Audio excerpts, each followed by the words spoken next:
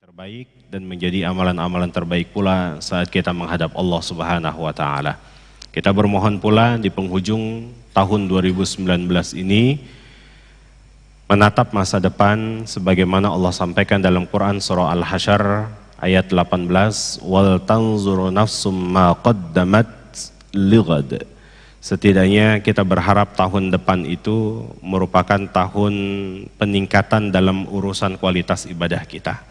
Di tahun 2019 juga kita bermohon seluruh rangkaian aktivitas ibadah kita Allah terima dengan penerimaan yang terbaik dan menjadi amalan-amalan terbaik pula saat kita menghadap Allah Subhanahu wa taala. Salawat teriring salam senantiasa tersampaikan kehadiran baginda Nabi besar Muhammad sallallahu alaihi wasallam beserta keluarganya, sahabat-sahabatnya, para tabi'in wa tabi'inat tabi'in. Berikut juga orang-orang yang senantiasa istiqamah melanjutkan estafet dakwahnya, orang-orang yang istiqamah menjalankan segala sunnah-sunnahnya. Kita bermohon kepada Allah setiap lisan yang mengucapkan salawat ini akan senantiasa menjadi syafaat kelak di yaumil qiyamah. Syafaat itu merupakan pertolongan manakala ada di antara kita yang suatu saat nanti transit. Allah sampaikan dalam Quran surah ke-7 tadi. Ada di antara hamba Allah yang amaliyah solehahnya begitu banyak, maka bisa menyebabkan dia karena rahmat dari Allah masuk ke dalam surga, bahkan masuknya pun juga tanpa hisab. Tapi ada juga di antara mereka yang barangkali amaliyah kejahatannya terlampau melebihi batasnya, bisa jadi menyebabkan dia masuk ke dalam neraka dan bisa jadi pula tanpa hisab. Jadi ada orang yang masuk surga tanpa hisab, ada juga orang yang masuk neraka tanpa hisab. Lalu bagaimana mereka kondisinya yang 50-50? Yang amal solehnya 50, amal kejahatannya 50 juga. Di mana tempatnya? Maka mereka akan merasakan yang namanya transit terlebih dahulu. Tempat transit itu orang Arab suka menyebutnya dengan istilah kata a'raf.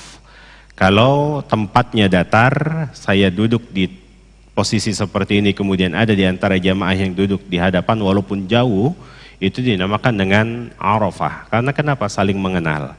Tapi kebiasaan orang Arab, itu kalau sudah mengumpulkan kerikil demi kerikil, lama-lama menjadi tinggi, mereka suka menyebutnya dengan istilah kata tilkal araf. Dan araf itu adalah satu tempat transit, bainal jannah wan nar, antara surga dan neraka. Ya, maka siapapun di antara hamba Allah yang senantiasa nanti akan mengalami transit tersebut tidak perlu bertanya sampai kapan, tapi yang perlu diketahui adalah satu hari transit di akhirat itu sebanding dengan 1000 tahun lamanya di dunia. Kalau 1 detik saja kita transit di akhirat itu akan sebanding kurang lebih sekitar 48 sampai 50 hari lamanya di dunia. Ya, cuma pertanyaannya, apa yang menyebabkan dia bisa pindah dari tempat transit tersebut?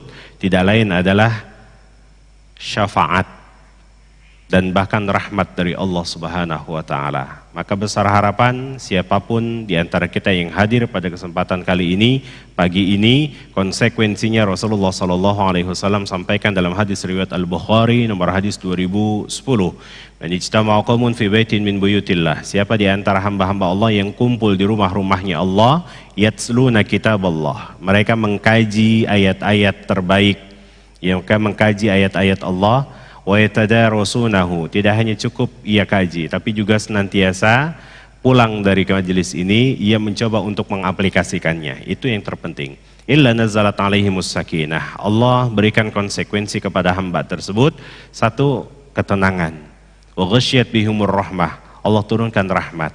Nah, itulah salah satu penyebab yang memungkinkan di antara kita, insya Allah kita bermohon kepada Allah, asbab dari rahmat Allah lah kita akan terbebas dari tempat transit tersebut, dan insya Allah Allah akan masukkan kelak surganya bersama dengan para nabi, surganya bersama dengan para siddiqin, juga para salafus soleh dan para syuhada.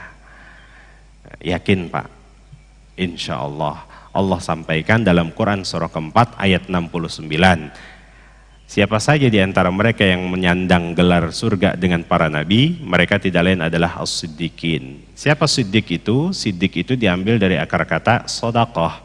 Orang yang mengaktualisasikan keimanannya dengan sodakohnya itu bagian daripada siddiq. Apa itu sodakoh? Kullu ma'rufin sodakoh. Setiap amaliyah solehah, amal kebaikan itu bagian daripada sodakoh. Makanya iman itu harus diikat dengan amal soleh. Itu dinamakan dengan siddiq. Wasyuhada, orang-orang yang syahid. Siapa mereka yang syahid? Apakah hanya mereka yang berjuang bersama Rasulullah SAW? Sementara kita tidak punya kesempatan untuk bisa berjuang bersama Rasulullah karena Rasulullah sudah wafat bertahun-tahun yang lalu, tapi kondisinya ternyata Allah sandingkan orang-orang yang duduk dalam majelis-majelis ilmu itu levelnya sama dengan syahid bersama Rasulullah SAW. Terungkap dalam Quran surah ke-9 ayat 122. Wa ma kana al-mu'minuna liyanfiru kaffah walaula nafara min kulli firqatin minhum ta'ifatun liyatafaqahu fid din. Orang yang duduk dalam majelis-majelis ilmu itu nilai pahalanya levelnya disandingkan dengan orang-orang syahid. Jadi jangan pesimis, insyaallah. Ya, orang yang diberikan kesempatan untuk bisa hadir dalam majelis-majelis ilmu ini adalah orang-orang pilihan. Mungkin dari sekian banyak saudara-saudara kita yang masih terlelap dalam tidurnya, masih ada pula di antara mereka yang sudah mulai beraktivitas mengejar dunianya, maka kita bermohon kepada Allah, pagi ini kami bermohon melalui Rasulmu yang senantiasa mendoakan kami, turunkanlah keberkahan kepada kami sehingga mampu menggapai 2020 penuh dengan kepastian, penuh dengan harapan yang tidak lain adalah ridho dari Allah Subhanahu wa taala. Bapak Ibu yang dirahmati Allah Subhanahu wa taala, sebagai mukadimah saya ingin sampaikan ada ayat menarik sekali dalam Quran surah ke-31 ayat 34. Innallaha 'indahu 'ilmus sa'ah. Quran surat 31 ayat 34. Ini ayat terakhir surat Luqman. Innallaha 'indahu 'ilmus sa'ah. Ternyata ada rahasia-rahasia yang tidak Allah sampaikan termasuk kepada Nabi Muhammad SAW. Rahasia ini terungkap pada ayat tersebut, ada 5 rahasia Allah.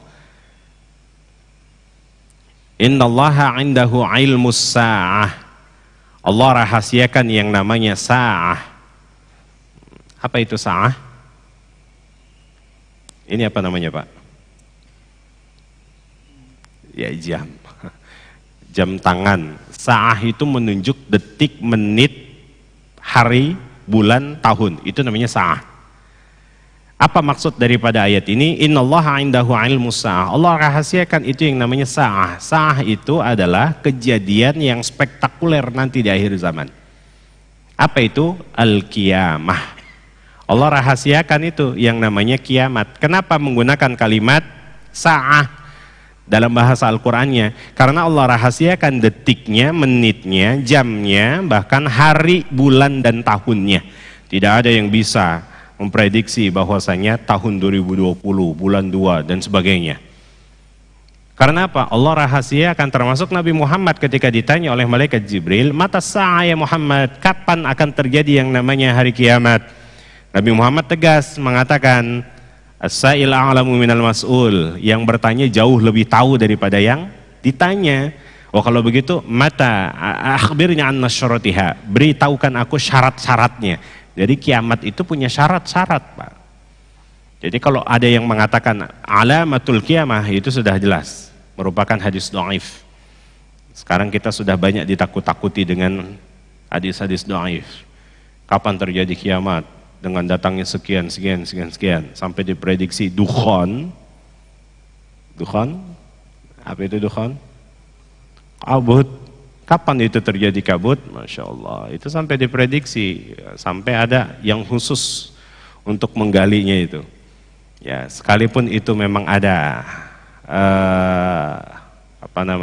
pandangan mereka tentang itu, kita nanti akan kembali lagi kepada ayat ini. Tidak ada satupun yang bisa memprediksi. Buktinya tahun 99 waktu kami masih di pesantren, itu ada yang mengungkapkan tanggal 9 bulan 9 tahun 1999 akan terjadi yang namanya kiamat. Pada saat itu akhirnya Pak Kiai kami meliburkan darsul masa, pelajaran sore. Semuanya masuk ke dalam masjid berzikir, persiapan. Qadarullah, akhirnya bagaimana? Ya, ternyata dapat informasi kiamat dipending. Kapan itu? Tanggal 12 bulan 12 2012. Sampai yang memprediksikan tanggal tersebut akhirnya kiamat duluan. Ya, waliyadzubillah summa na'udzubillah. Nah, makanya kalaupun memang nanti ada beredar, dan saya sangat menarik, sangat kagum kepada ustadz-ustadz yang memang terjun untuk memperdalam ilmu-ilmu seperti ini. Sehingga tidak perlu gelar lagi LCNA, nggak perlu lagi gelar profesor doktor, tapi cukup gelar ustadz akhir zaman. Ya, maka kita ingatkan kembali bahwa setiap hadis-hadis yang berkenaan dengan demikian Allah rahasiakan, kembali kepada ayatnya. Sa'ah. Yang kedua, Allah rahasiakan wa yunazzilul ghais. Nazzala yunazzilu itu maknanya adalah turun tapi proses. Ya, yunazzilul ghais. Orang berharap kebaikan dan meminta kepada Allah akan kebaikan, itu namanya apa, Pak? Loh? Istighatsah. Diambil dari akar kata apa? Al-ghais. Berarti segala sesuatu yang turun dari langit secara perlahan bentuknya ternyata air atau hujan, itu termasuk kebaikan. Al-ghais itu bagian daripada kebaikan. Cuma banyak di antara menafsirkan al-ghais, segala sesuatu yang turun dari langit itu menyebabkan banjir, sehingga banyak di antara mereka yang menafsirkan kenapa Allah menurunkan banjir. Padahal al-ghais itu adalah kebaikan. Coba kita lihat, ketika air turun dari langit secara perlahan, itu kan diawali dengan mendung, gerimis, dan sebagainya. Sehingga dibasahilah bumi Allah ini, termasuk diantaranya tanaman-tanaman. Tanaman-tanaman itu berbeda, Pak. Ketika kita siram dengan air, apalagi yang disiram dengan air hujan, itu ada perbedaan-perbedaan. Makanya Allah nyatakan dalam Quran surah Asy-Syams, surah At-Tariq, was-sama'i dzatir raj' wal ardi dzatis sad'. Ketika was-sama'i dzatir raj', langit ini memantulkan segala uap yang berada dari bawah, kemudian dibalikan dalam berupa apa? Ar-raj', dikembalikan dalam bentuk air. Wal ardi dzatis sad', bumi akan merasakan yang namanya subur. Ada ekosistem kehidupan dalam diri kita, sehingga tumbuhan pun juga bisa berkembang dan bisa menghasilkan yang namanya karbohidrat, yang bisa menghasilkan yang namanya oksigen, sehingga bisa dihirup dengan manusia. Begitulah ekosistem kehidupan yang Allah berikan. Al-ghais, kalaupun memang terjadi banjir, maka kita kembali kepada siapa? Quran surat ke-4 ayat 79, ma'asabaka min hasanatin faminallah. Segala sesuatu yang baik itu pasti sumbernya dari Allah. Wa ma'asabaka min sayyi'atin famin nafsik. Kenapa bisa terjadi banjir? Mungkin drainase, akhirnya bisa dibuat bangunan-bangunan. Itulah yang menyebabkan. Tidak cukup dengan itu, wa ya'lamu ma fil arham. Yang ketiga, Allah rahasiakan segala sesuatu yang ada dalam rahim. Ya, kita nggak tahu. Makanya yang ada dalam rahim itu disebut dengan istilah kata janin. Apa itu janin? Ya jabang bayi. Ya'lamu ma fil arham. Janin itu diambil dari akar kata janana.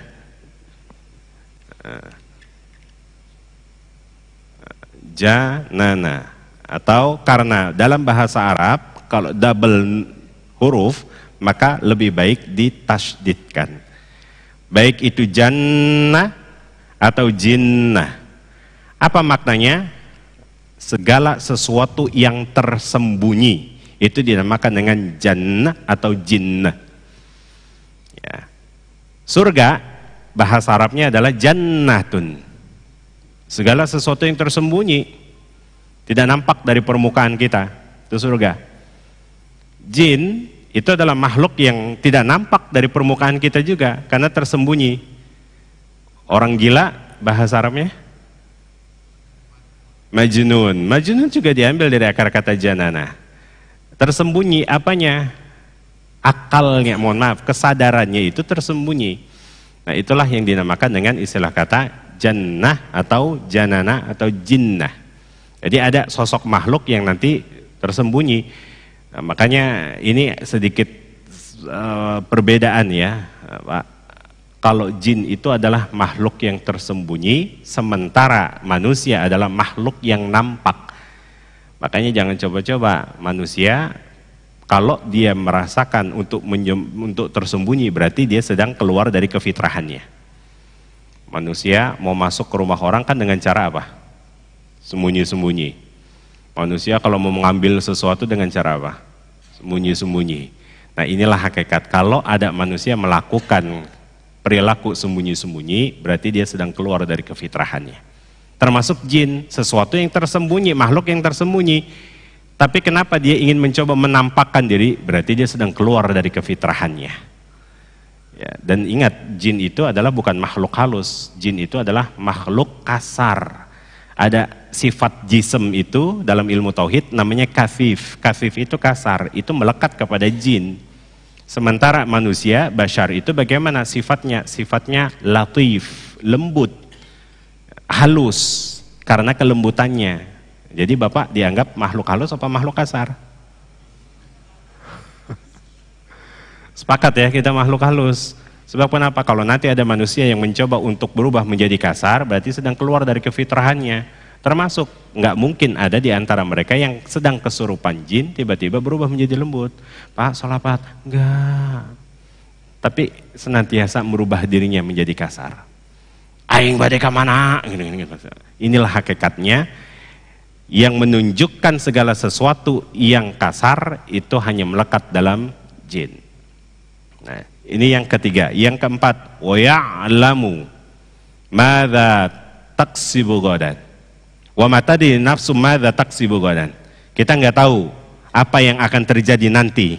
Ya, termasuk di tahun 2020, makanya Allah memberikan bimbingan kepada kita dalam Quran surah Al-Hasyr ayat ke-18. Wal tanzuru nafsum ma qaddamat lighad.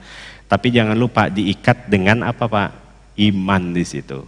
Jadi ini sedikit pengetahuan, kalau ada ayat diikat, diawali dengan kata iman, berarti ini menjadi parameter keimanan kita. Setidaknya apa? Wal tanzuru nafsum ma qaddamat lighad. Orang beriman itu dia harus punya plan 2020 apa yang harus dia targetkan. Sebab satu konsep Allah berikan kepada kita dalam Quran surah Al-Insyirah, fa idza faraghta fansab wa ila rabbika farghab. Itu konsep sangat mahal sekali yang tidak pernah dimiliki oleh orang-orang di luar Islam. Bahkan Profesor Kato di Jepang saja mereka mengakui, saya salut sama orang Islam. Kenapa? Kok ada di antara mereka yang kalau sudah selesai dari pekerjaannya, ia susun lagi, ia plankan lagi, ia programkan lagi. Pengurus masjid 2020 targetnya apa? Tidak cukup dengan itu, tapi karena kita hanya bisa berencana, Allah nanti mana menentukan yang terbaik buat kita. Apa kata Allah? Wa ila rabbika farghab. Jangan lupa konsep yang sudah kita buat, barangkali itu baik menurut kita, tapi nanti Allah akan pilih mana yang sekiranya engkau sudah siap untuk menjalankannya. Wa ila rabbika farghab, konsep tawakal. Dan itu yang kedua, saya sampaikan tidak pernah dimiliki oleh orang-orang di luar Islam. Makanya Profesor Kato mengatakan salut saya dengan orang Islam. Beda dengan orang Jepang. Orang Jepang itu kalau sudah menyusun program, tapi ketika gagal dari programnya, karena nggak punya konsep yang kedua, wa ila rabbika farghab, banyak di antara mereka yang bunuh diri. Bahkan nggak tanggung-tanggung itu. Pemerintah Jepang sendiri memfasilitasi tempatnya. Anda kalau udah stres mau bunuh diri, ya silakan. Ini ada tempatnya, namanya satu hutan, dinamakan dengan hutan Okigahara. Di Korea Selatan juga sama demikian. Anda stres, gagal, sudah nggak tenar lagi menjadi artis. Kalau di Korea itu uniknya, kalau artis sudah nggak tenar lagi, kalah pamor, itu banyak di antara mereka. Ini kami siapkan, namanya Sungai Han itu. Banyak di antara mereka yang lompat dari sungai, selesai. Nah, tapi orang Islam, kata Profesor Kato, tidak ada di antara mereka yang mengakhiri hidupnya. Bahkan kalau di Jepang itu, di hutan Okigahara, menarik Pak ya. Kalau mau bunuh diri ada timernya itu. Dari jam 6 sampai jam 12. Lewat dari jam 12 siang, enggak dibolehkan. Harus kembali lagi besok. Itu menarik itu Pak. Ya, tapi Islam mengajarkan kita wa ila rabbika fargob. Ya, serahkan semuanya. Kadang menurut kita baik, tapi menurut Allah belum tentu baik. Maka terungkap dalam Quran surah kedua ayat 216, asa an takrahu syai'an fahuwa khairul lakum wa asa an tuhibbu syai'an fahuwa syarrul lakum. Yang kemudian kelima, apa yang dirahasiakan lagi oleh Allah, wa ma tadri bi ayyi ardin tamut. Kita nggak tahu di bumi mana nanti Allah wafatkan kita. Makanya ending dari itu semuanya kita selalu meminta kepada Allah, kalaulah engkau wafatkan kami dari dunia ini, maka wafatkan kami dengan cara terbaik, atau bahasa agamanya adalah husnul khatimah. Kita nggak tahu. Ada orang yang berharap wafat di tempat terbaik di Mekah maupun di Madinah, sampai dia melaksanakan umroh setiap tahun sekali. Dan syukur alhamdulillah sekarang sudah dibatasi ya, tidak boleh berkali-kali itu. Maka ada di antara mereka berharap wafat di Madinah, berharap terus standby. Tapi ternyata qadarullah ketika pulang dari tanah suci, masuk ke Bandara Soekarno-Hatta, di situ baru wafat, Pak. Ya, ada orang juga berharap dan berapa banyak di antara kita yang sudah diberikan contoh. Beberapa masjid punya CCTV, kemudian ada sedang sholat, diwafatkan. Makanya kita berharap Allah wafatkan kita di tempat terbaik, dalam keadaan terbaik, dan momentum terbaik. Ya, dengan bahasa husnul khotimah. Itu rahasia yang tidak pernah diberitahu sekalipun kepada Nabi Muhammad sallallahu alaihi wasallam. Baik, Bapak Ibu sekalian yang dirahmati Allah Subhanahu wa taala, kajian kita melanjutkan pada pertemuan 1 bulan yang lalu bertangan dengan benteng. Lalu kenapa Allah memberikan benteng buat kita? Ada apa? Atau jangan-jangan memang yang akan kita hadapi ini adalah satu peristiwa yang sangat dahsyat sehingga kita harus punya benteng. Kalau kemarin kita sudah membahas Quran surah Al-Falaq, maka ternyata dalam Quran surah selanjutnya 114, surah yang populer bagi kita, ini merupakan surat walaupun sedikit ayatnya tapi memiliki keutamaan yang sangat dahsyat. Terungkap pada ayat tersebut, kita diminta oleh Allah agar berlindung kepada Allah dari 3 sifatnya. Kemarin kalau Al-Falaq kita diminta untuk berlindung kepada Allah dari 1 sifat. An-Nas kita diminta untuk berlindung kepada Allah dari 3 sifat. Qul a'udzu birabbin nas, malikin nas, ilahin nas. 3 sifat ini. Dari berapa bentuk kejahatan, ternyata kejahatannya cuma 1. Tapi walaupun 1, kejahatannya bisa mengalahkan kejahatan dalam Quran surah Al-Falaq. Mungkin di surah Al-Falaq itu sistematis kejahatannya. Min syarri ma khalaq, dari kejahatan yang Allah ciptakan. Kok Allah ciptakan kejahatan? Ya, layaknya orang main bola itu kalau nggak ada lawannya kan nggak enak, Pak. Ketika ditanya berapa hasilnya? 5-0. Siapa lawannya? Enggak, main sendiri. Ya. Tapi ketika ada musuhnya, otomatis itu akan merasakan kenikmatan kalau sudah bisa menguasai dan bisa menaklukkan musuh tersebut. Min syarri ma khalaq wa min syarri ghasikin idza waqab. Nah, mulai mengerucut kejahatan tersebut. Yang diciptakan oleh Allah bentuk kejahatannya apa? Syarri ghasikin idza waqab. Kejahatan malam yang apabila telah gelap gulita. Apa saja sebetulnya di malam hari itu kejahatannya? Wa min syarrin naffatsati fil 'uqad. Semakin mengerucut kembali. Apa itu kejahatannya? Yaitu wanita yang suka meniup buhul-buhul, alias ya mistisisme yang ada lah itu, Pak. Apalagi kemarin kita diberikan tanda-tanda kebesaran Allah di hari Kamis ya. Ayatun min ayatillah la yankasifani limauti ahadin aw li hayatihi. Yang namanya gerhana matahari, gerhana bulan itu terjadi bukan karena ada wafatnya seseorang atau lahirnya seseorang, tapi disebabkan karena apa? Tanda-tanda kebesaran dari Allah. Nah, dan itu masih ada yang namanya mistisisme, kemudian khurafat, syirik.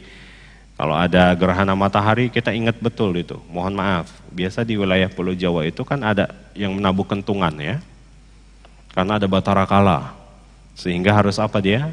Ngumpet di kolong meja.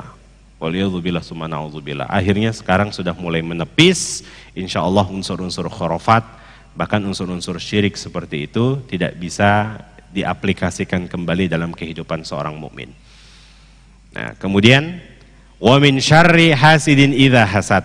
Kejahatannya kenapa bisa mengirimkan sesuatu kepada orang lain? Karena mungkin ada sifat hasad yang melekat dalam dirinya. Jadi sudah mulai ngerucut sistematis kejahatan yang ada dalam Quran surah Al-Falaq. Cuma yang menarik, kenapa kejahatan dalam Quran surah An-Nas cuma satu, tapi bentuk kejahatannya lebih dahsyat daripada Al-Falaq. Apa saja kejahatannya? Min syarril was. Ini kejahatannya Pak, dahsyat sekali. Waswasil khannas. Kejahatan itu ternyata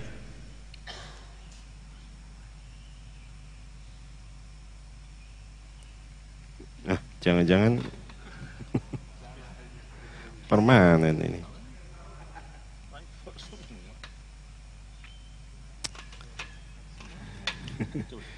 Ini yang saya bawa ternyata salah. Baik. Kejahatannya ini kenapa nih? Ada yang makan coklat di sini.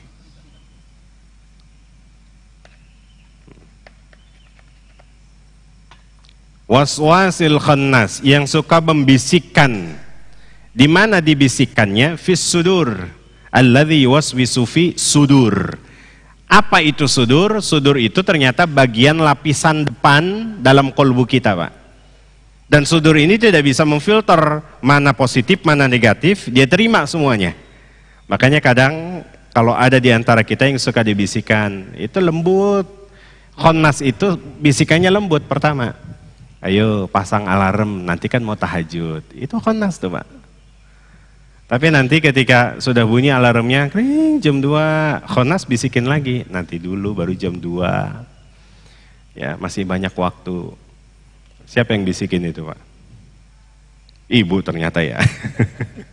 Itu khannas yang membisikkan itu. Sudur, lapisan pertama itu tidak bisa memfilter dia. Nah nanti kalau masuk sudah ke dalam lapisan kedua, ini lapisan pertama namanya sudur. Lapisan kedua ini masuk. Apa lapisan keduanya? Namanya kolbun. Kolbun ini nanti kadang bisa nerima yang positif, kadang bisa nerima juga, mohon maaf, bisa memfilter juga yang negatif. Makanya Nabi mengajarkan kepada kita, ketika kolbumu sedang goyang, baca terus dan meminta kepada Allah. Sebab kenapa? Setan itu, Pak, ini harus tahu strateginya. Setan itu akan menggoda kita dari arah mana saja. Cuma 4 arah kan? Terungkap dalam Quran surah Al-A'raf. Depan, belakang, kemudian kanan, kiri. Sementara 2 arah ini dia tidak bisa menggoda. Dari arah mana? Atas, bawah. Nah makanya kata ulama-ulama, mereka sepakat kalau agar minta kepada Allah melalui jalur atas ataupun dari jalur bawah. Makanya setan tidak akan pernah mengganggu orang-orang di antara mereka yang selalu sujud kepada Allah dan meminta kepada Allah Subhanahu wa taala. Minta apa? Perlindungan di antaranya. Qalbun, satu diminta. Apa itu permintaannya? Ya muqallibal qulub, sabit qalbi ala dinik wa musarrifal qulub, sabit qalbi ala ta'atik. Qalbun.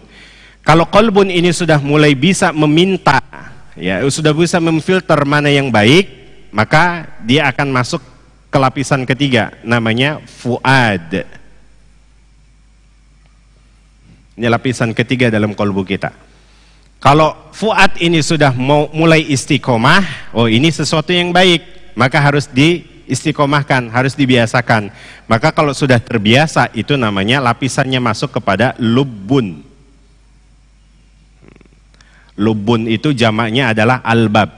Orangnya dinamakan dengan ulul albab. Sebagaimana kemarin peristiwa kejadian-kejadian yang namanya gerhana matahari, gerhana bulan, itu bagian daripada ulul albab. Bagi orang-orang yang mau berpikir, istiqomah, merenungi. Makanya kata Nabi, fa idza ra'aitumuhuma, siapa yang melihatnya, ra'aitumuhuma, bisa Pak Ji? Nanti boleh. Fa idza ra'aitumuhuma, apabila kalian hendak melihatnya, bukan berarti untuk mengabadikannya Pak. Kejadian-kejadian kemarin itu. Makanya bersyukur di antara kita yang diberikan kesempatan oleh Allah untuk melaksanakan sunnah Nabi. Sunnahnya apa itu? Wassallu raka'atain. Ada salat gerhana di sini? Ada, alhamdulillah. Yang melaksanakannya itu bagian penting. Karena kenapa? Masya Allah, bisa jadi dalam seumur hidup kita bisa menghitungnya hanya berapa kali saja. Dan itu sunnah Nabi yang mana Nabi juga perintahkan kepada kita. Fa'idha ra'aitumuhuma fassallu raka'atain. Maka salat 2 rakaat. Tidak cukup dengan itu, fakabbiru, perbanyak takbir, perbanyak tasbih, kemudian yang terpenting adalah fastaghfiru, minta ampun kepada Allah Subhanahu wa taala. Karena tadi Nabi ditanya sama malaikat Jibril, asyratis sa'ah, tanda-tanda kiamat apa saja Muhammad? Sering munculnya terjadi gerhana-gerhana. Makanya minta untuk perbanyak istighfar. Salah satu istighfar itu adalah apa Pak? Quran surat ke-8 ayat 33, yaitu terbebas dari segala bentuk bahaya dan bahkan bencana-bencana. Nah, Nabi pernah berdoa di depan Ka'bah itu sambil mengangkat kedua tangannya, Rob, engkau maha mengetahui bagaimana kondisi orang-orang jahiliyah, orang-orang kafir Quraisy. Disampaikan dakwah, mereka menolak.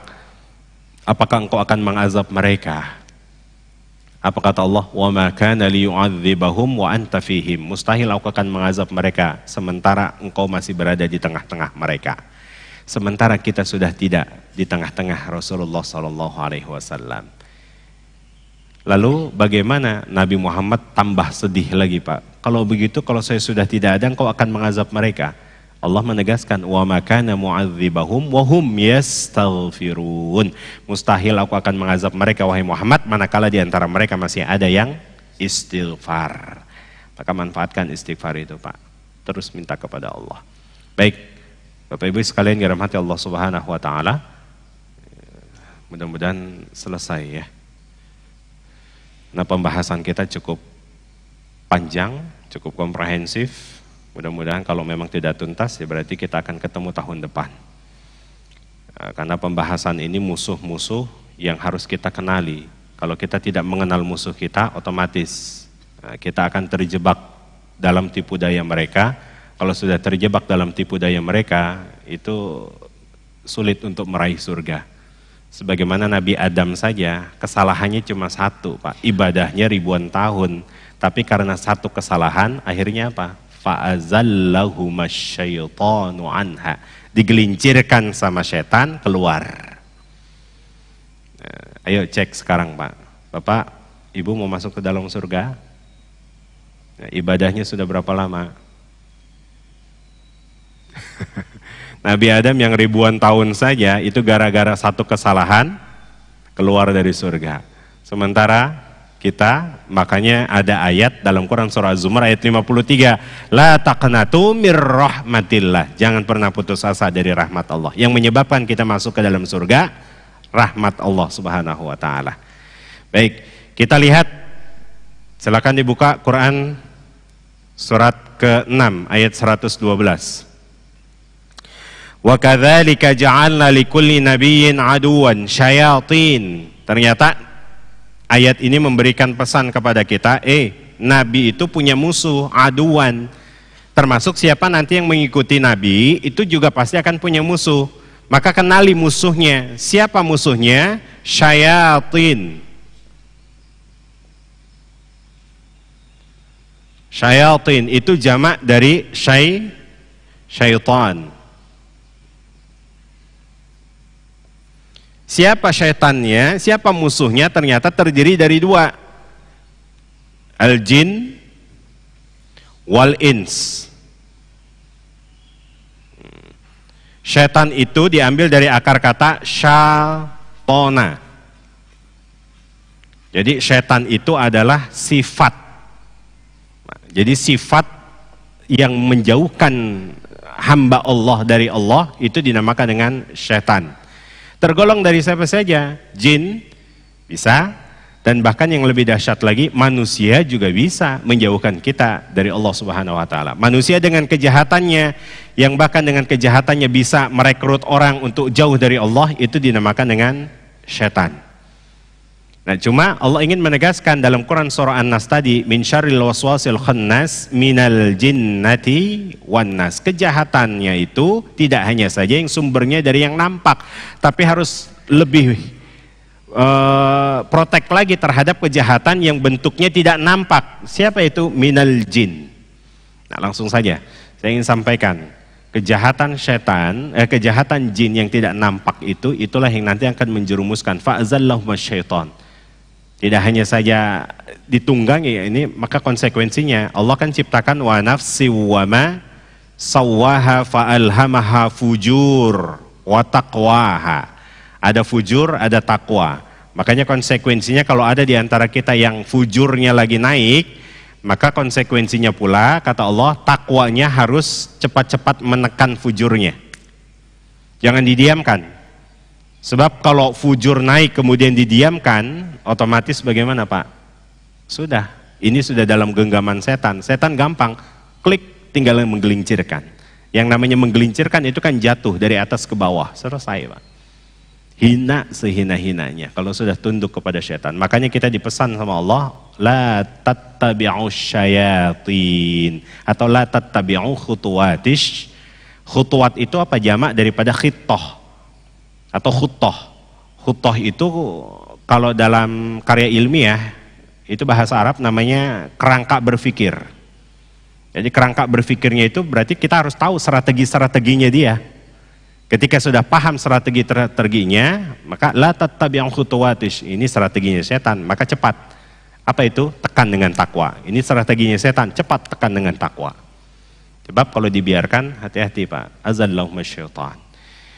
Nah, yang pertama saya ingin sampaikan, ini dahsyat sekali gerbangnya dari setan ini sehingga melalaikan ibadah seluruhnya.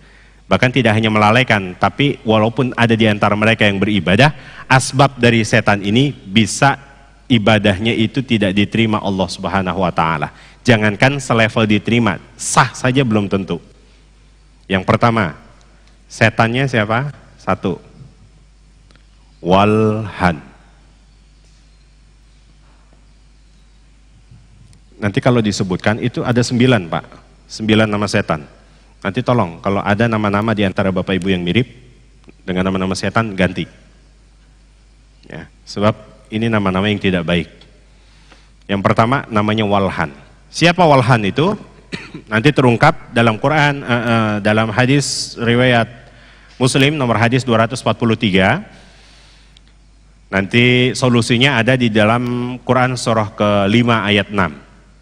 Ya, jadi tahu dulu strateginya dia, lalu apa solusinya. Nah, baik, bismillahirrahmanirrahim. Ja'a rajulun, datang seseorang. Redaksi hadis maupun ayat kalau tidak disebutkan namanya secara langsung berarti berpotensi akan dialami oleh orang-orang berikutnya di masa yang berbeda dengan orang berbeda. Ja'a rajulun, datang seseorang. Fayatawaddo'a, kemudian dia berwudu. Fadakhala ilal masjid, masuk ke dalam masjid. Wasalla bi jambin nabi, kemudian salat di samping Nabi persis.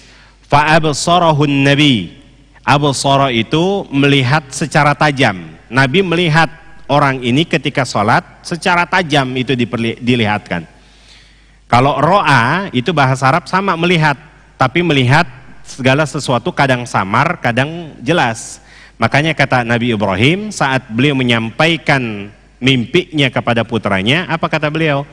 Ya abati inni ara fil manami fanzur madza tara.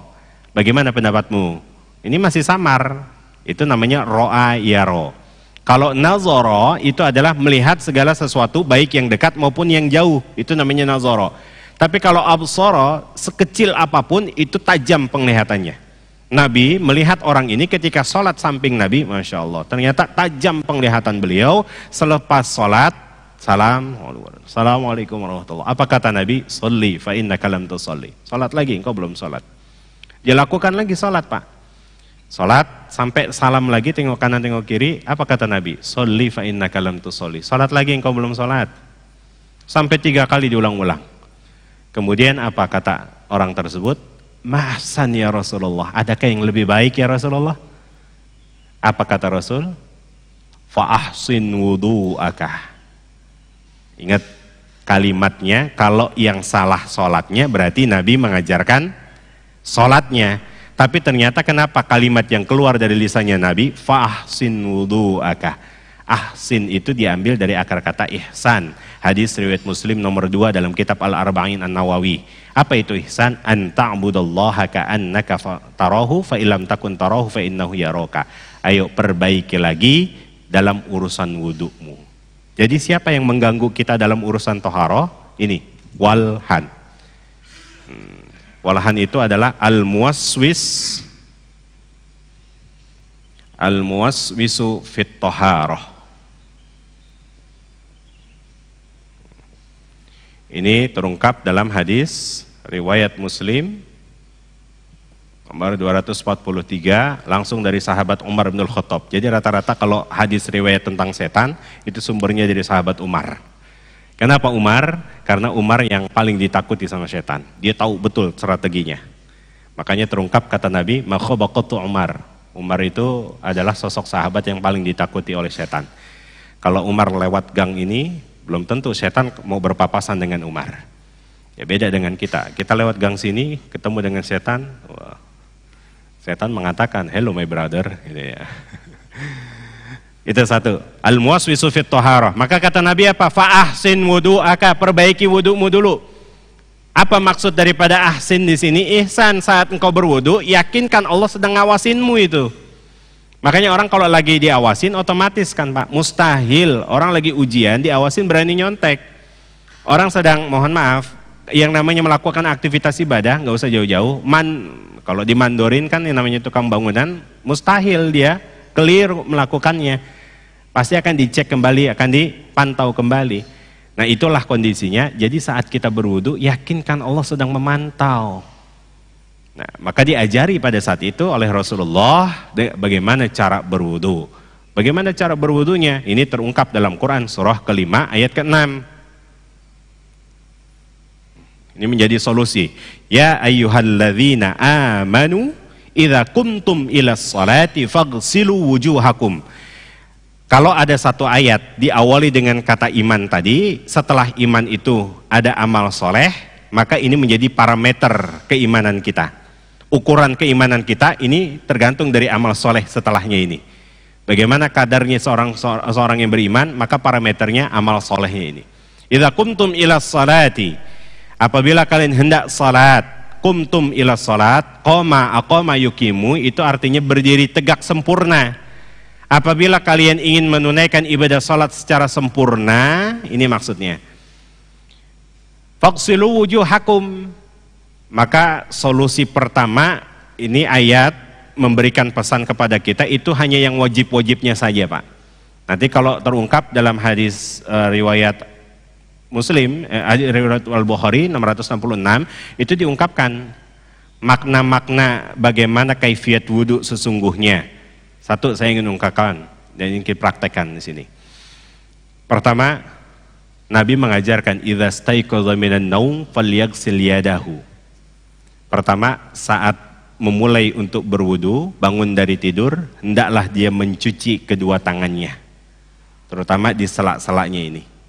Li'annahu la yadri aina batat yadahu, karena dia tidak tahu, barangkali dia orangnya tidur di kamar tapi tangannya mampir kemana saja kan nggak tahu Pak. Maka hendaklah dicuci terlebih dahulu. Maka Oktober kemarin itu diadopsi hadis ini sama orang-orang barat. Katanya apa? Hari cuci tangan sedunia. Padahal itu yang punya teorinya orang Islam, tapi orang barat mengadopsinya. Hari cuci tangan sedunia. Falyaghsil yadahu. Setelah dicuci tangannya, kemudian ya silakan. Yang tadi diawali dengan kalimat Bismillahirrahmanirrahim. Sebab asbab dari kalimat Bismillah itulah yang menyebabkan, kata Allah, engkau terhindar dari segala bentuk ini bisikan-bisikan setan yang namanya walhan. Walhan itu mengganggu kita dalam proses wudu seperti apa? Kadang kita dibuat tergesa-gesa dalam wudu, kadang kita dibuat khawatir dalam wudu. Yang tadinya wudu kemudian, duh, batal nggak ya? Ini khawatir, was-was, Pak. Apalagi kalau dia datang menjadi makmum yang masbuk. Sementara iqomah sudah mulai dikumandangkan, dia dalam keadaan proses berwudu, itu pasti akan tergesa-gesa. Mungkin kita, Bapak Ibu, sudah sempurna wudunya, tapi belum tentu kepada anak-anak dan generasi kita. Kita cek gitu, apalagi ada alat untuk mempermudah kita dalam urusan wudu. Saya perhatikan tadi itu wudu, jangankan yang kecil, yang dewasa juga sama, mudah sekali untuk menggunakan air itu. Dikeluarkan dulu, sementara dia baru tangannya. Ini sudah keluar Pak air. Tabdzir luar biasa. Ya, tidak cukup dengan itu, akhirnya Pak, itu sudah bagian daripada setan walhan itu, membazirkan air. Nanti kalau sudah jatuh, kemudian dia sudah mulai, akhirnya apa? Wudunya juga saya perhatikan, yang dewasa betul. Nah akhirnya apa? Bagaimana? Itu yang namanya nyiram tangan, itu seperti ini nih Pak. Kaki juga sama seperti ini telak pinggang. Nah maka perhatikan, kembali kepada Quran surat kelima ayat ke-6. Faghsilu wujuhakum. Nah, dalam redaksi hadis, Abu Dawud tadi diungkapkan tamadmad. Kumur-kumur, Nabi itu awali dengan cuci tangan, mengungkapkan kalimat Bismillahirrahmanirrahim, tamadmadu wastansyaqa. Kumur-kumur. Setelah kumur-kumur bagaimana? Dia bersihkan. Kalau dia beliau menggunakan siwak. Tapi apa? Cukup dengan tangan-tangan jari-jari kita saja. Setelah bersih, dibuang. Wastansyaqa, itu lanjut kepada apa? Istinsyak, masukkan air ke dalam hidung. Bukan berarti dua jari ini dibasahkan kemudian dimasukkan ke dalam hidung. Tapi ambil airnya, masukkan ke dalam hidung, hirup sampai khayshum. Ini khayshum.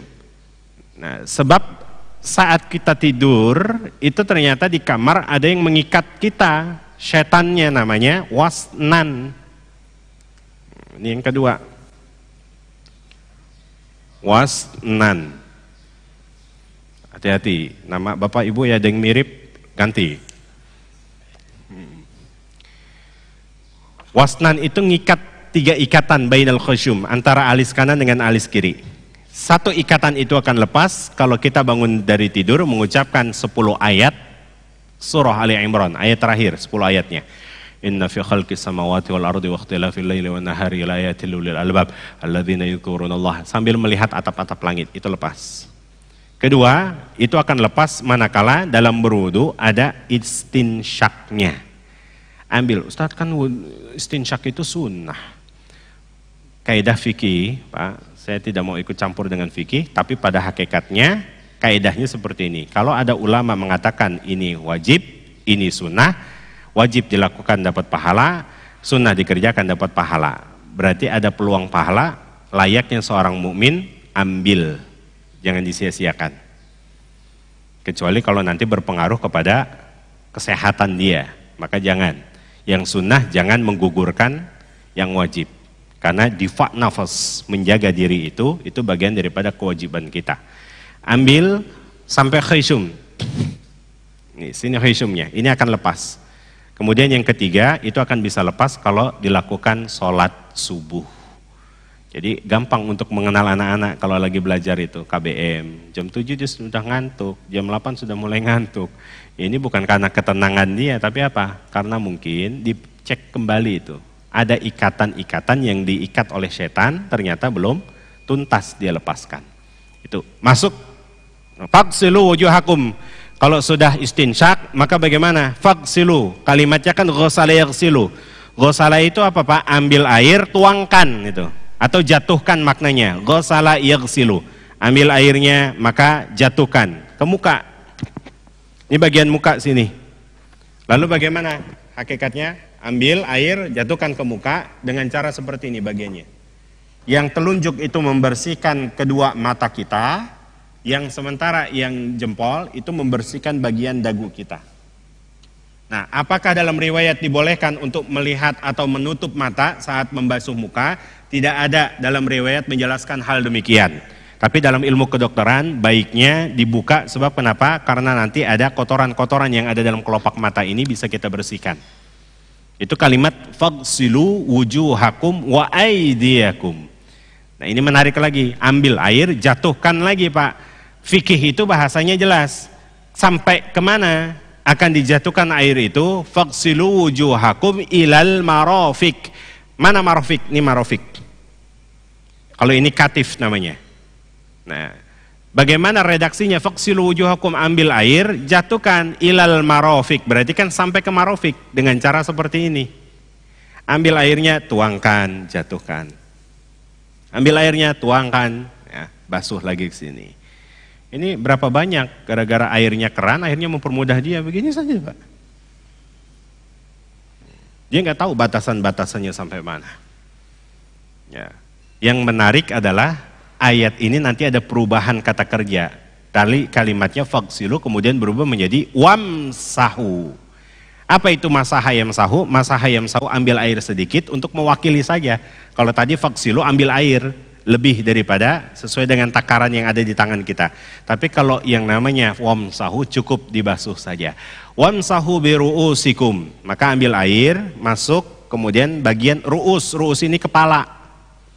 Ya, redaksinya jelas dalam ilmu fikih, ru'us itu adalah kepala. Mana bagian kepala? Dari ujung sini sampai ujung sini. Begitupun sebaliknya kalau wanita, makanya tidak diikuti yang namanya redaksi wamsahu bisyu'urikum. Apa itu? Sya'run. Rambut kalian. Kalau rambut kan sesuai nanti panjangnya, agak repot Pak. Maka dengan kepala.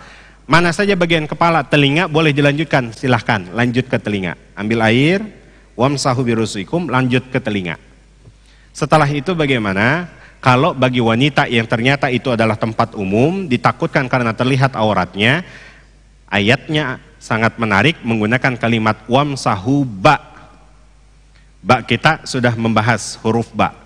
Ada 14 makna daripada huruf ba. Salah satu diantaranya adalah lil istighraq. Istighraq itu apa? Luas. Maka semuanya kepala itu bagi laki-laki yang mampu untuk membasuhnya, maka basuh.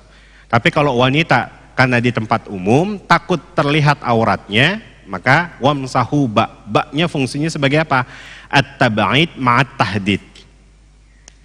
Yang jauh cukup diwakilkan saja. Jadi enggak semuanya. Karena takut terlihat nanti auratnya di tempat umum, cukup ambil air, maka at-tab'id ma'at tahdid, cukup seperti ini saja. Ini buat wanita. Ya. Wa arjulakum, ini yang menarik. Bagaimana tentang kaki? Maka wa arjulakum, maka saya titip pesan buat masjid, baiknya bagaimana tempat wudhu itu dibuat. Tempat wudhu dibuat itu setidaknya ada tempat duduknya. Ya, untuk apa? Untuk mempermudah kita membasuh kaki. Orang yang tadi disuruh Al-Hajj bin Suraqah itu, yang tadi disuruh diulangi kembali sholatnya, apa penyebabnya Pak? Nabi melihat secara detil di ujung kakinya itu ada kotoran. Itulah yang menyebabkan. Makanya banyak diantara kita yang tidak tuntas berkenaan dengan kaki. Maka saking enaknya saja airnya tetap mengalir begini saja nih Pak. Padahal kata Nabi wamsahu, ayo. Masaha yamsahu itu kan artinya dibasuh. Apa yang harus dibasuh? Terutama bagian selak-selaknya itu. Dengan menggunakan apa? Kelingking saja. Kenapa kelingking Ustadz nggak jempol? Kegedean jempol. Ya, maka cukup dengan kelingking. Dibasuh sampai ilal ka'bain, sampai mata kakinya. Nah, masuklah ke dalam masjid, fasalla raka'atain. Insyaallah baru disitulah Nabi mengajarkan bagaimana sholatnya. Terungkap tadi dalam hadis riwayat Muslim 666. Sallu kama ra'aitumuni usolli. Sholatlah kalau sudah wudunya benar, kama ra'aitumuni usolli. Cuma yang menarik sebelum sholat, apa ya? Ada satu doa yang dibimbing oleh Rasul. Sebelum sholat, tadi selesai wudu, ada satu doa menarik itu Pak. Asyhadu an la ilaha illallah wa asyhadu anna Muhammadar Rasulullah. Allahumma, ayo doanya. Allahumma ja'alni minat tawabin wa ja'alni minal mutatahhirin wa ja'alni min ibadikas salihin. Ini yang menarik. Kenapa? Apa korelasinya antara wudu dengan taubat? Tidak ada korelasi. Artinya Allah ingin menekankan melalui Rasulnya, saat engkau berwudu Allah lagi ngawasin, yakinkan itu sebagai proses pertobatanmu. Kan anatomi tubuh kita ini yang akan dibasuh. Baik dari tamat kumur-kumur, ya Allah ini mulut, kadang suka gibah, kadang suka fitnah, kadang suka mengusil, kadang suka berbicara yang tidak baik. Ketika kumur-kumur rasakan itu Pak. Makanya Allah lagi mantap, ya Allah rasakan ini sebagai pertobatan saya. Ketika sudah dikeluarkan, mudah-mudahan ini mulut akan tertata rapi. Anatomi tubuh yang lainnya, bahkan dalam muka, wajah, itu ada mata yang suka melihat sesuatu yang haram, telinga yang suka mendengarkan sesuatu yang haram. Maka itu bagian daripada proses pertobatan. Allahumma ja'alni minat tawabin. Nggak cukup dengan itu, waj'alni minal mutatahhirin. Rabb, ya, engkau sudah bersihkan secara fisiknya, tapi belum tentu dalamnya. Bersih itu Pak, kalau bersihnya luar dalam itu namanya tohir. Kalau bersihnya hanya di luar, dalamnya tidak, itu namanya nazif. Bahasa Arabnya. Makanya Allah menginginkan minal mutatahhirin. Artinya apa? Tidak hanya saja casingnya yang bersih, tapi dalamnya juga harus bersih. Maka kalau ada di antara mereka yang batal wudunya, wudu lagi, batal wudu lagi, minal mutatahhirin. Ini maksudnya. Sebab kenapa? Bukankah taubat itu amalan yang paling disukai Allah? Tohir, innallaha yuhibbut tawabina wa yuhibbul mutatahhirin. Tohir juga, orang yang sering berwudu itu amalan yang paling disukai Allah. Allah kalau sudah suka, otomatis Allah lindungi dia dari segala bentuk perangai setan walhan. Cek sampai detik ini. Nah, itu baru satu setan yang kita bahas. 6 kurang 10. Masih ada 8 setan lagi Pak. Masuk, mau ke masjid, jangan dikira nggak disambut dengan setan. Ada lagi setannya, ternyata setannya lebih dahsyat lagi. Siapa itu? Kalau setannya di masjid berarti ada 2 yang akan diganggu, jamaah sama pengurusnya. Kalau dia sholatnya di rumah cukup dia saja yang diganggu. Tapi kalau di masjid itu setannya luar biasa dahsyatnya. Maka disambut nanti kita di gerbang depan ini sama siapa? Setan Khanzab. Ya, yang kedua.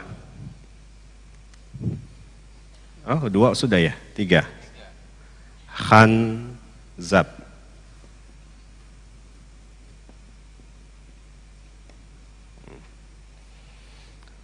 Bagaimana kinerjanya setan Khanzab ini? Makanya bagi kita sebelum masuk ke dalam masjid itu ada hadis riwayat Muslim yang sumbernya langsung, hadis riwayat Al-Bukhari sumbernya langsung dari Abu Hurairah. Sebelum masuk masjid bukan hanya saja yang dibaca Allah maftahli abwaaba rahmatika, tapi yang dibaca apa? A'udzu billahis samii'il alim wa biwajhihil karim wa sultanihil qadim minasyaitonir rajim. Saya ulangin. A'udzu billahis samii'il alim wa biwajhihil karim wa sultanihil qadim minasyaitonir rajim. Ini doanya. Ya Allah, aku berlindung kepadamu ya, wa biwajhihil karim, dari zatmu yang maha mulia, wa sultanihil qadim, dan kekuasaanmu Al-Qadim. Al-Qadim itu apa Pak?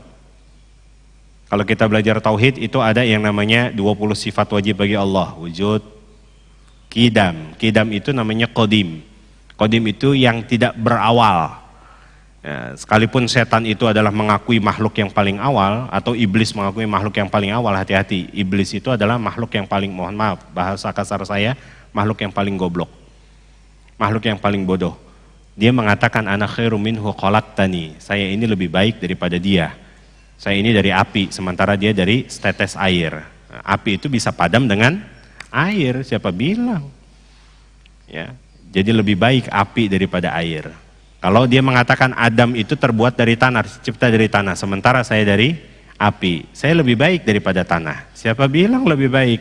Api itu kalau sudah diuruk tanah, selesai. Itu kan kebodohannya nampak Pak. Makanya kalau ada orang yang sombong ya, kemudian dia menyatakan paling bisa dan paling berkuasa, itu termasuk bagian daripada salah satu ciri-ciri kebodohan dia. Ya, itu iblis. Nah, maka tadi saya sampaikan bahwa setan Khanzab ini kalau ada di antara mereka yang masuk sebelum takbir itu tidak pernah diganggu. Kapan mulai mengeksekusi manusia? Saat manusia itu sudah mulai mengumandangkan kalimat takbir, Allahu Akbar. Makanya terekam dalam kitab At-Tibyan fi Adab Hamalatil Quran, sahabat-sahabat itu kalau sudah mulai takbir, Bapak Ibu, itu luar biasa. Itu terekam dalam kitab tersebut, tidak ada di antara mereka pun yang merasa terganggu, bahkan jangankan secara non-fisik. Fisiknya saja itu ada di antara mereka yang takbir Allahu Akbar. Ali bin Abi Thalib tertusuk di sini dengan anak panah. Pada saat itu dicabut sama sahabatnya yang lain. Rona wajahnya nggak bergerak, tidak berubah sedikit pun. Dan bahkan ada sahabat yang mau masuk ke dalam masjid, kena duri, tertusuk di kakinya. Dia minta kepada sahabat yang lain, kau tahu kan kapan mulai duri ini dicabut? Nanti kalau saya sudah mulai takbir, tolong dicabut. Saat takbir Allahu Akbar, dicabut. Itu nggak berpindah kakinya sedikit pun, nggak merasakan. Makanya orang kalau sudah takbir Allahu Akbar, Masya Allah, itu tantangan terberat bagi kita. Setan Hanzab itu ngipas-ngipasin, Pak.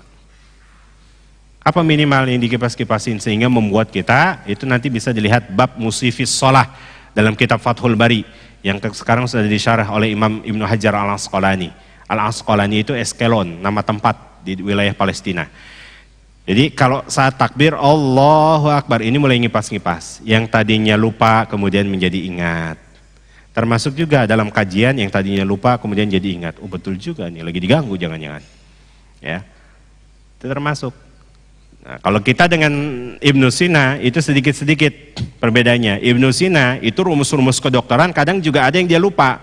Tapi kalau dia sudah mulai lupa dari rumus kedokteran, dia sholat 2 rakaat. Selepas sholat, tengok kanan, Assalamualaikum, Assalamualaikum. Lalu bagaimana? Rumus-rumus tadi kemudian diingat kembali sama beliau. Kalau kita beda, ini baru takbir, baru ingat. Allahu Akbar. Nah, tidak cukup, tidak terganggu depannya, belakangnya nanti akan diganggu. Dengan cara apa? Itu dikipas-kipas, mohon maaf Pak, belakang kita, dubur kita itu akan dikipas-kipas. Minimal mengeluarkan angin. Ya, sehingga kalau sudah mengeluarkan angin, kan gak kedengeran sama samping, lanjut saja. Hati-hati Pak, seluruh ulama fikih sepakat, yang mengeluarkan angin saat sholat berarti batal, bukan sholatnya, wudunya. Maka harus diulangi kembali. Kok tiba-tiba ada seorang kiai mengatakan kentut dalam sholat memang itu kebiasaan dia kentut, maka nggak batal. Semua ulama sepakat, kitab manapun kecuali Imam Syafi'i. Imam Syafi'i mengatakan bagaimana? Kentut itu kan beraneka ragam Pak. Kalau lagi duduk seperti ini, kemudian keluar angin, kemudian tertahan, nggak keluar, itu belum dikategorikan batal. Cuma pandangan beliau satu itu saja. Tapi kalau ketika Bapak bergeser gini, keluar anginnya ya udah batal. Sering kan begitu? Nggak ketahuan kan Pak? Itu salah satu di antara pandangan-pandangan ulama fikih. Jadi sepakat, kalaupun dia mengutip bahwasanya ini pandangan daripada Imam Malik, faqad kadzabat. Dia sudah berdusta mengutip pandangan Imam Malik. Imam Malik sepakat seluruh jumhur ulama tidak lain adalah batal dalam sholat. Nah kalau pengurus DKM bagaimana yang diganggu? Pengurus DKM itu akan diganggu urusannya Pak. Ini nanti implikasinya kepada jamaah. Kenapa kok nggak sholat berjamaah? DKM-nya aja nggak sholat jamaah. Itu nanti pengaruh Pak. Tidak cukup dengan itu, makanya ketika masjid pertama kali belum dibangun, itu menggunakan kalimat tunggal. Man bana masjidan banallahu baitan fil jannah. Siapa yang membangun masjid, maka Allah sudah siapkan rumahnya kelak di surga. Itu tunggal masjid. Tapi ketika masjid ini sudah berdiri kokoh, akhirnya apa? Allah mengubah dari kata yang tunggal menjadi jamak.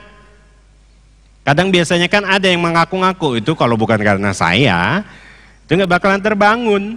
Makanya Allah ingin menekankan dalam Quran surah kedua ayat 114 di situ.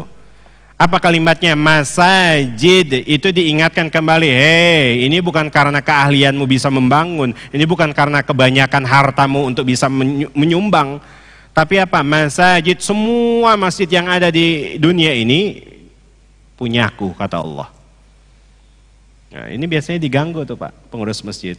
Apalagi yang sering diganggu itu, mohon maaf, itu dalam urusan kas biasanya. Masjid banyak kumpulin uang kas, sampai ratusan juta, sampai bahkan mohon maaf di masjid di Bekasi, di Harapan Indah itu, kalau Bapak ke kota Bekasi itu namanya Masjid Al-Barkah, itu kalah kasnya sama Masjid Al-Furqan Harapan Indah itu.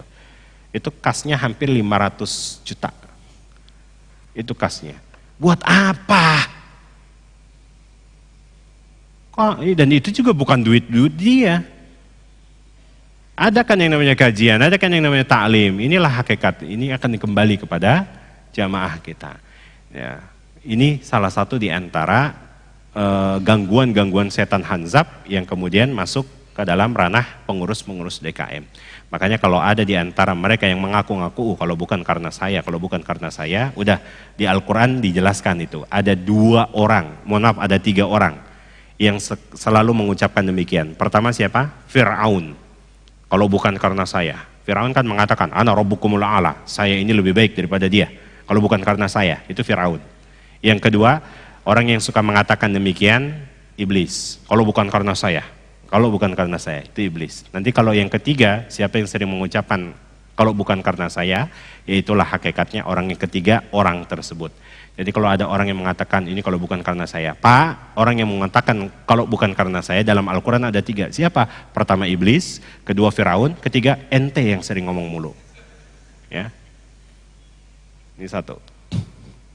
Nah, masuk kalau sudah selamat dari setan hanzab, keluar, masuk ke dalam rumah, itu sudah ada lagi yang menyambut, namanya setan tabri.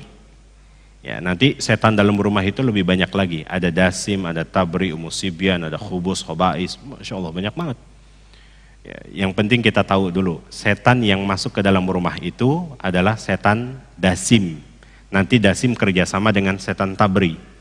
Bagaimana setan tabri? Setan tabri itu kalau segala sesuatu yang menimpa terhadap rumah tangga tersebut, ini setan tabri akan koordinasi dengan setan dasim.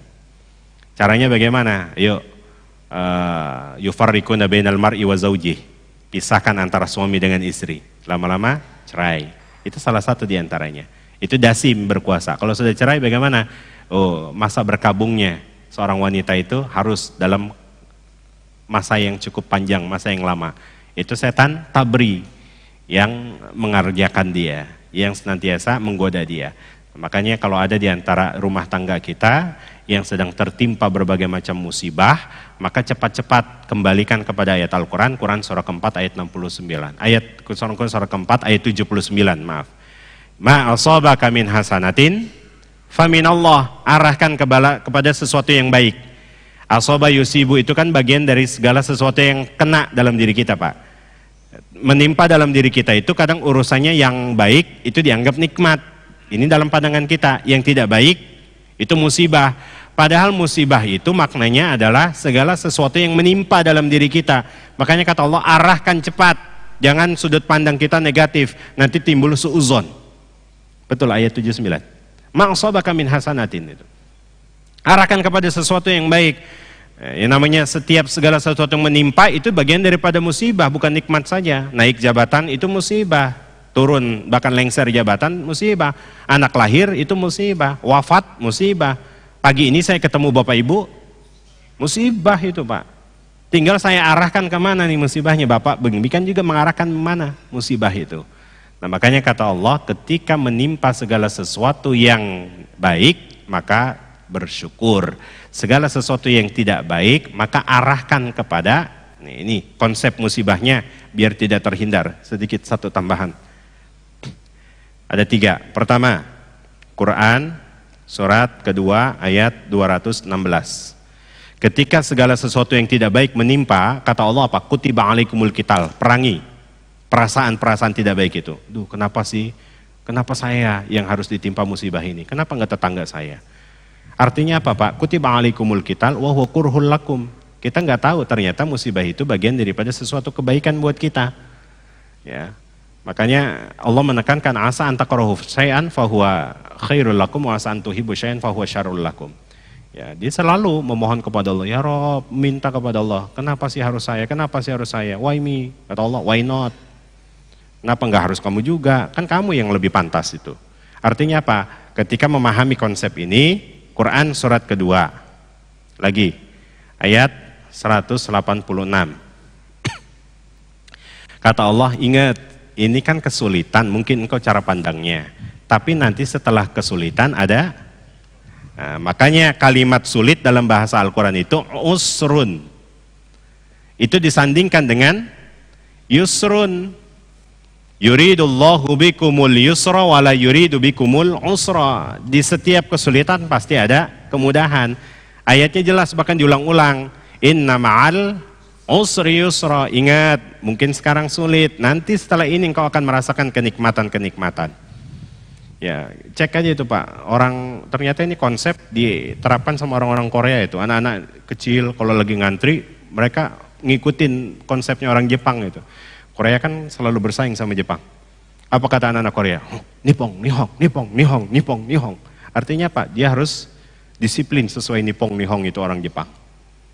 Ya, nggak cukup dengan itu, bahkan Korea juga mengaplikasikan teori-teori yang ada dalam ayat Al-Quran. Yang punya teori kita, mereka yang mengaplikasikannya. Tuh.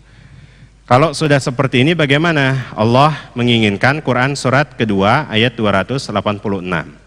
La yukallifullahu nafsan. Nah, artinya apa? Allah tidak membebani. Allah ingin meningkatkan kadar keimanan seseorang. Makanya ketika ada musibah datang, ma asabaka min hasanatin, arahkan kepada sesuatu yang baik. Sebab kenapa? Allah ingin meningkatkan kadar keimanan kita. Gak usah jauh-jauh, contohnya misalkan mau sholat kemudian turun hujan.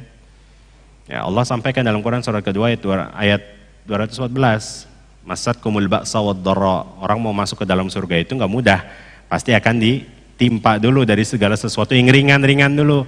Mau ke masjid hujan, akhirnya nggak jadi Bapak. Padahal sudah diingatkan sama ibu, kenapa Pak nggak jadi? Hujan mah, ini kan ada payung Pak. Nah, akhirnya apa kata Bapak? Udahlah, di rumah juga kan bisa sholat. Nah, kalau nanti Bapak kesana tiba-tiba nggak ada jamaahnya, disangka paling soleh lagi. Gitu. Nah, akhirnya bagaimana Pak? Dia laksanakan sholatnya di rumah. Padahal pada saat itu Allah ingin menekankan, bukan wal ba'sa saja. Al-ba's itu adalah segala sesuatu yang ringan. Ya, tadinya gerimis, kemudian hujan. Makanya orang Arab itu labas. Ya, nggak ada masalah. Ayo lanjut. Ya, kalau orang Indonesia labas, libas gitu ya. Masuk fil ba'sa wad dharra, segala sesuatu yang berat. Hujannya kemudian semakin deras. Nah, artinya apa? Arahkan. Allah ingin meningkatkan kadar keimanan kita. Anak SD mau masuk SMP kan harus ada tahapan-tahapan ujian, coba Pak. SMP ke SMA ada tahapan ujian lagi. SMA ke bangku kuliah ada tahapan ujian-ujian. Artinya apa? Semuanya harus disikapi dengan cara baik. Nanti kalau ada bisikan-bisikan fisudur, itu masa berkabung dan sebagainya. Ini setan namanya tabri yang senantiasa selalu merekrut kita untuk terjerumus dalam segala bentuk perangai-perangai mereka. Nah, itu masih ada 4 lagi yang belum dibahas, insya Allah. Pada pertemuan yang akan datang, kalau Allah izinkan kita di tahun depan, mudah-mudahan Allah bimbing kita untuk memahami ayat-ayatnya, sehingga dengan pemahaman-pemahaman ayat tersebut, insya Allah Allah berikan kenikmatan dari cara berinteraksi kita, baik cara berkomunikasi kita kepada Allah Subhanahu wa Ta'ala. Kiranya kita cukupkan dulu. Kalau ada yang mau disampaikan atau ada yang mau ditanyakan, ya, silakan. Mungkin bapak-bapak kalau ada yang tanya.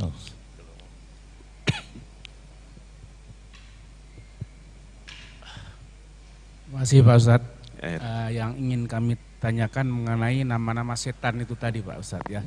Itu didapatkan di dalam Al-Quran atau hadis, atau mungkin Pak Ustadz kenalan sama setan tadi Pak. Kenalan di mana itu.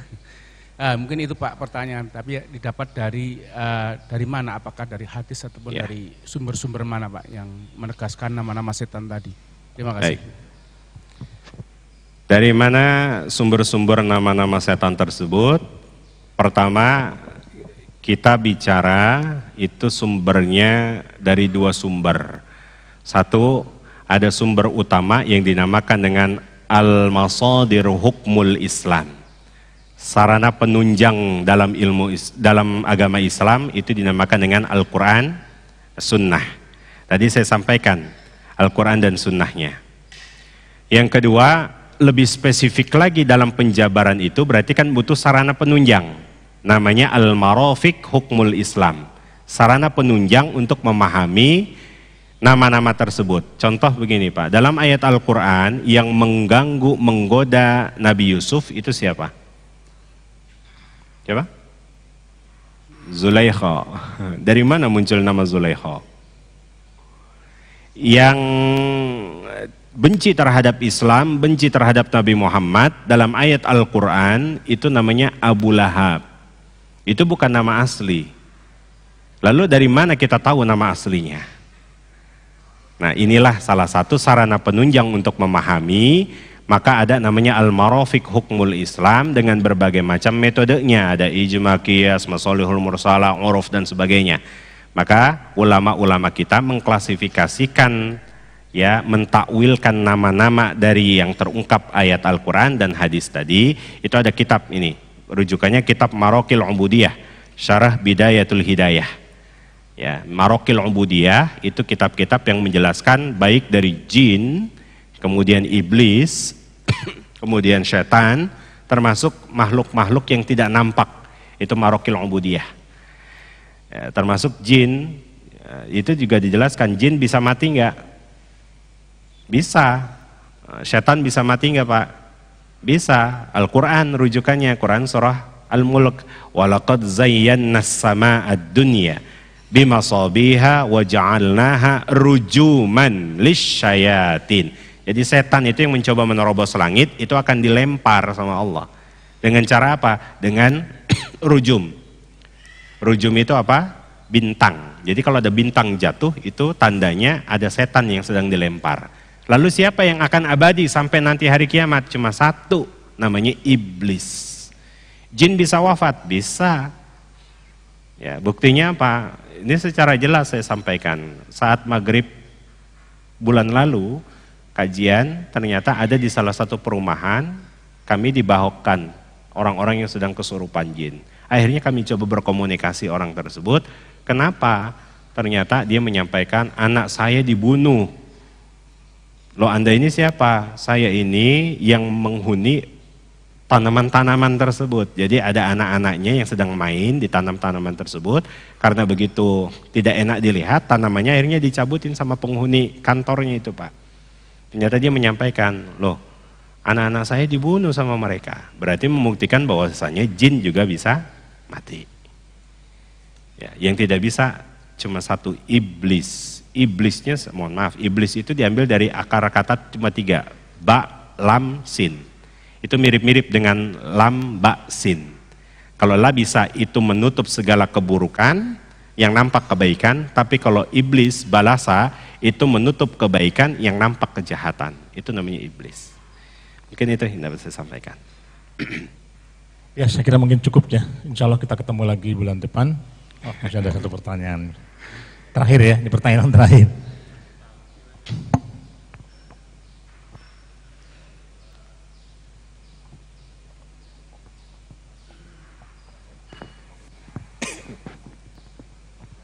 Bismillahirrahmanirrahim. Assalamualaikum warahmatullahi wabarakatuh. Waalaikumsalam warahmatullahi wabarakatuh.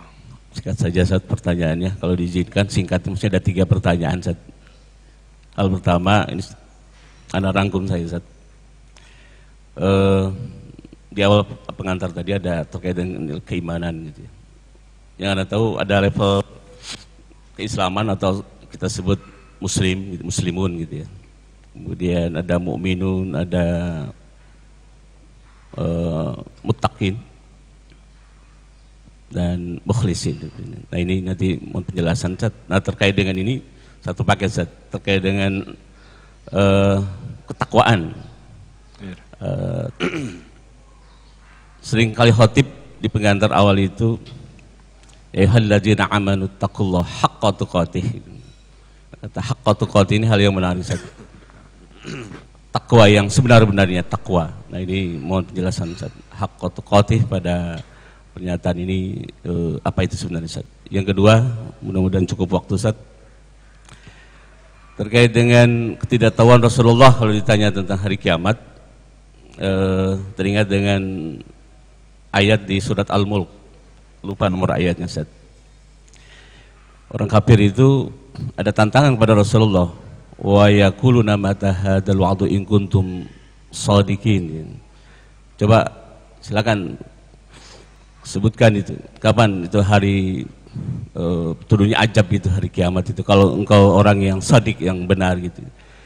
Tapi Rasulullah tampaknya kebingungan, maka turun ayat itu Ustaz, kalau tidak Ustaz. Nanti mohon penjelasan asbabul nuzulnya Ustaz.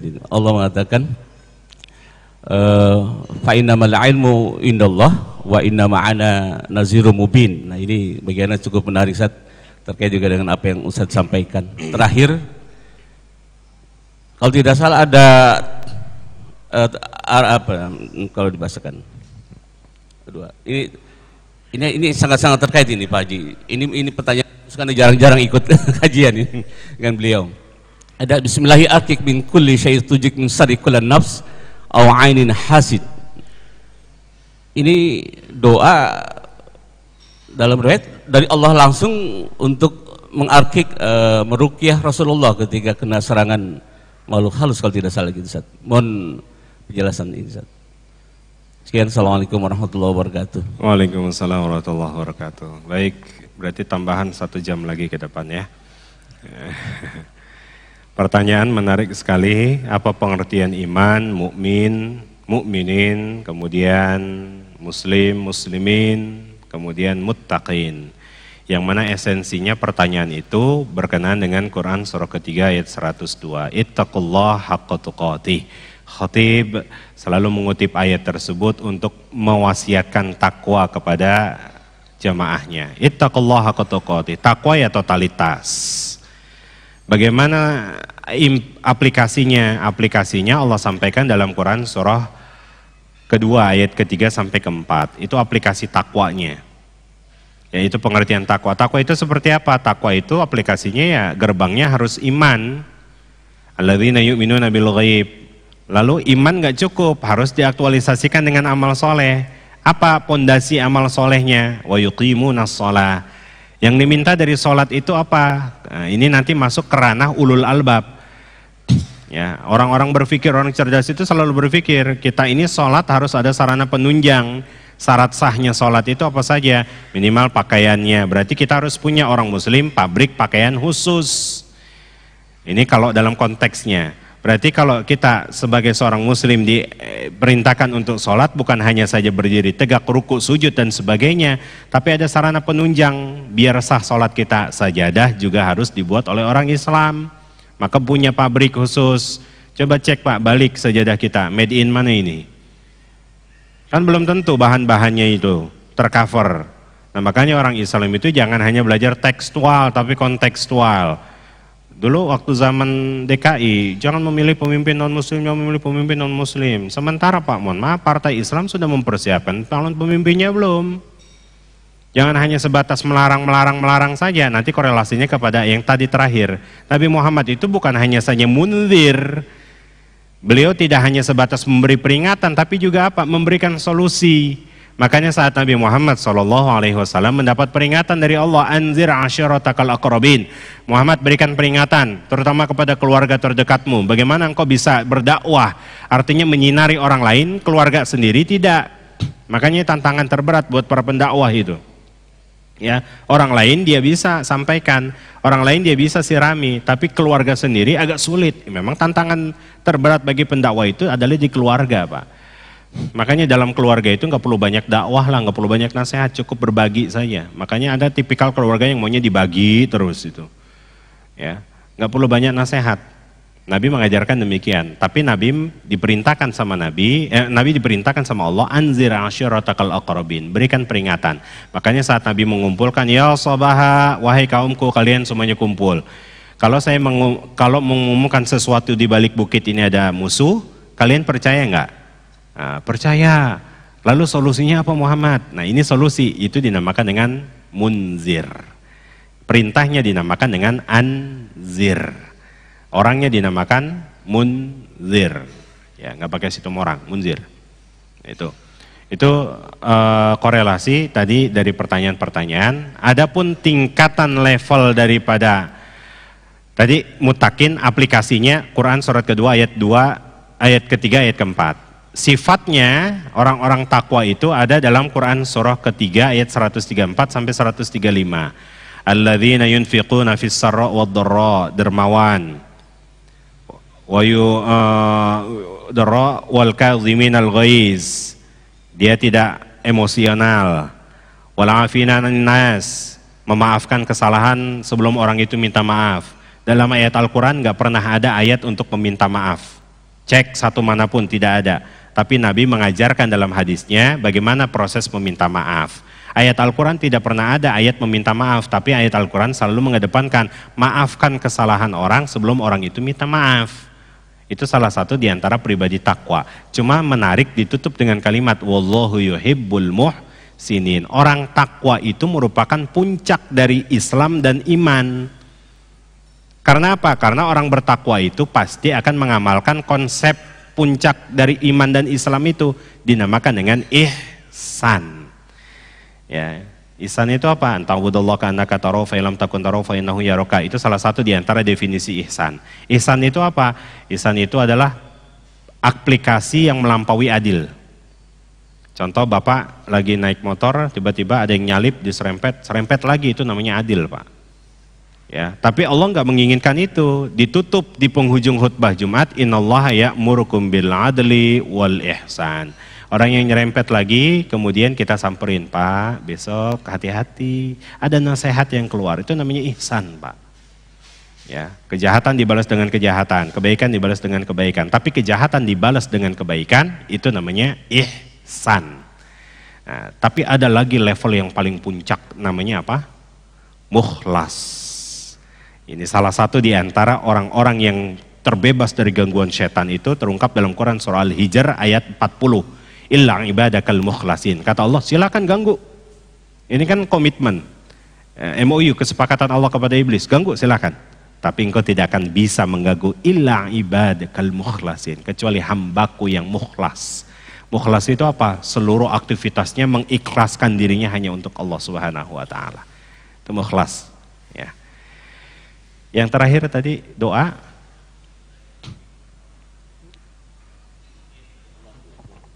Redaksinya saya tidak terlalu hafal, sekalipun memang ternyata ada redaksi-redaksi bahasa Arab, Pak. Kami di kuliah itu ada yang namanya mata kuliah Naqdul Adabi. Orang Arab itu kebiasaannya suka membuat syair-syair.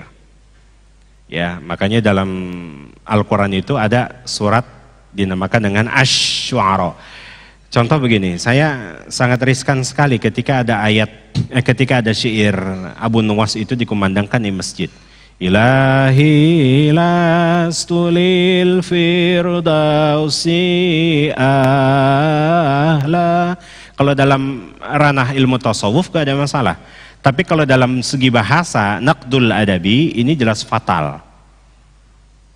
Contoh, ketika kami mengkritisi naqdul adabi syair Arab, ternyata Abu Nuwas itu adalah penyair khusus. Kalau dalam dangdut istilah kata apa? Khusus yang koplonya gitu ya. Nah, itu yang ada di apa namanya? Kafe-kafe gitulah. Itu khusus buat dia. Itu ternyata Abu Nuwas sering membuat syair-syair itu. Bahkan kalau secara makna saja ilahi lastulil firdausi ahla. Ini gak ada kejelasan. Ya Allah, saya nggak kuat masuk ke dalam surga. Ya Allah, saya nggak pantas rasanya masuk ke dalam surga Firdaus. Tapi saya nggak kuat juga masuk ke dalam neraka. Kan nggak jelas. Allah minta harus jelas. Kamu mau masuk mana? Kalaupun memang masuk surga, minta terus. Bahkan Nabi Muhammad saja meminta di akhir hayatnya al-hikni bis solihin. Kumpulkan aku bersama orang-orang yang soleh. Itu kejelasan. Ditambah lagi fahabli taubataya dzal jalali dan sebagainya itu. Ya Allah, berikan saya taubatmu. Pak, mohon maaf. Hakikatnya orang itu kan meminta taubat. Bukan Allah yang memberikan taubat. Jadi dia yang seharusnya meminta taubat kepada Allah. Ditutup dengan kalimat ini dalam sudut bahasa saja saya kritisi. Ghafirudz dzambi itu ghafirudz dzunub. Itu enggak pantas. Kalimat dzunub itu harus menggunakan kalimat ghaffar. Kalau ghafir ini subjek yang sifatnya tunggal. Tapi kalau ghaffar itu adalah yang menyeluruh. Makanya ada nama Asmaul Husna yaitu Al-Ghaffar. Sehebat apapun kejahatan kita, seluas apapun kemaksiatan kita, ingat dalam Quran surah Az-Zumar ayat 53, Allah Ghaffar. Itu maknanya mencangkup seluruhnya, itu akan diampunin. Ya, termasuk tadi, saya belum tahu redaksinya seperti apa. Ya insya Allah nanti selepas kajian tolong ditulis, nanti akan kita nakot kembali. Jangan-jangan ini karena banyak nanti Pak. Contoh sini, saya ingin mengajak Bapak untuk mengkritisi Pak. Al-Imam Al-Bukhari mencari kesahihan hadis itu berapa lama? 16 tahun. Yang dia cari kesahihan hadis itu jumlahnya berapa? 600.000. 600.000 1 tahun 365 kali 16 tahun berapa? Apakah sudah mencapai 600.000? Belum. Kalau ternyata, mohon maaf, kalau ternyata yang dicari itu adalah 600.000 hadis, mana sahih, mana tidak, mana yang mursal, mana yang munqati dan sebagainya, maka kira-kira diperkirakan dalam satu hari itu 24 jam.